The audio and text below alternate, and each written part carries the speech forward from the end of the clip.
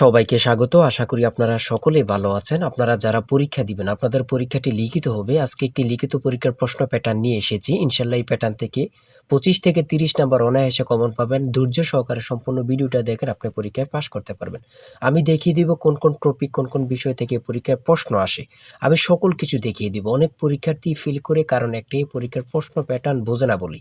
লিখিত পরীক্ষার সিলেবাসটা কিন্তু একদম শর্ট। আমি আজকে A to Z দেখিয়ে দেব। তার আগে বলে রাখি, আপনারা যারা পরীক্ষা দিবেন, আপনাদের জন্য শর্ট করে একটি চূড়ান্ত সাজেশন তৈরি করা হয়েছে। পরীক্ষার প্রশ্ন প্যাটার্ন যেমন থাকবে সেম প্যাটার্নে আমাদের সাজেশন উল্লেখ করেছি।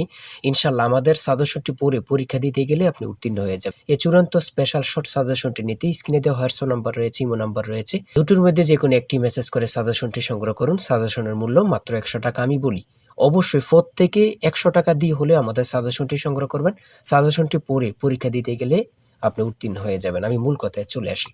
দেখেন, এখানে রয়েছে সর্বপ্রথম বুঝতে হবে লিখিত পরীক্ষায় কোন কোন বিষয় থেকে প্রশ্ন আসে।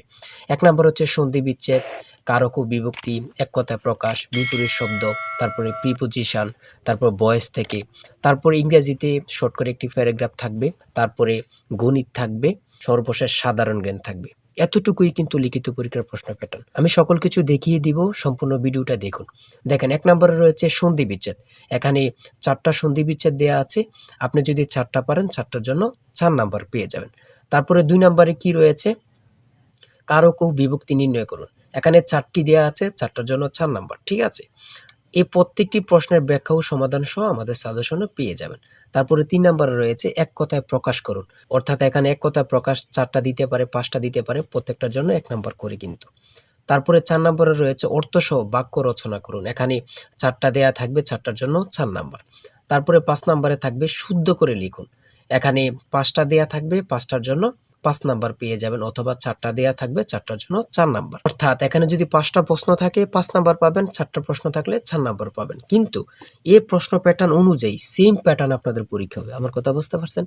তারপরে 6 নম্বরে কি রয়েছে, ইংলিশ থেকে preposition, fill in the gaps with preposition. Preposition 5টা থাকবে অথবা 4টা থাকবে, প্রত্যেকটি প্রশ্নের মান কিন্তু 1 করে, বোঝেন কিন্তু।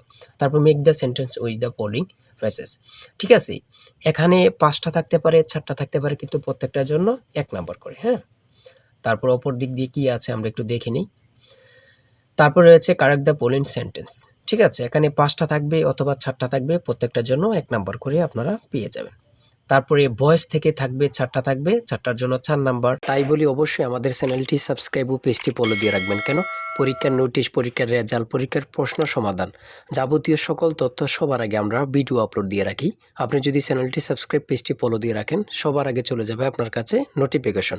মনে করেন আপনি পরীক্ষা দিয়েছেন, পরীক্ষার প্রশ্ন সমাধান দেখিয়ে দিব, তারপরে রেজাল্টের অপেক্ষা করা লাগবে না, আমাদের চ্যানেলে পেয়ে যাবেন, সকল তথ্য পেয়ে যাবেন, এবং কি নতুন নতুন চাকরির তথ্য পেয়ে যাবে। সার্কুলার দেওয়ার সাথে সাথে আমাদের চ্যানেলে আপলোড দেওয়া হবে। আপনি শুধু আমাদের চ্যানেলটি সাবস্ক্রাইব, পেজটি ফলো দিয়ে রাখলে সবার আগে চলে যাবে আপনার কাছে নোটিফিকেশন। তাই অবশ্যই চ্যানেলটি সাবস্ক্রাইব, পেজটি ফলো দিয়ে আমাদের মেম্বার সদস্য হয়ে আমাদের সাথেই থাকবেন।